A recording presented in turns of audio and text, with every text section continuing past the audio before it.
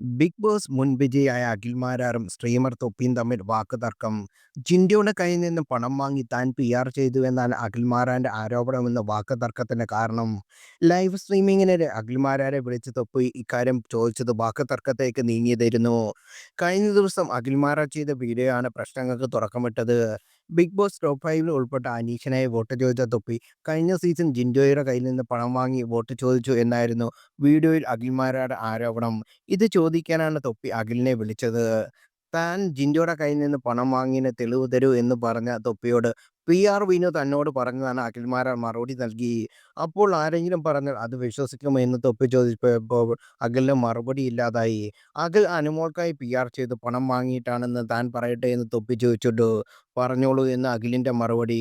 വിനു പറഞ്ഞിട്ടാണ് താൻ ഇക്കാര്യം ആരോപിച്ചതെന്ന് അഖിൽ പറയുമ്പോൾ അയാളുടെ കോളിൽ ആഴിയോ എന്ന് തൊപ്പി ആവശ്യപ്പെട്ടു. എന്നാൽ അഖിൽ അതിന് തയ്യാറായില്ല.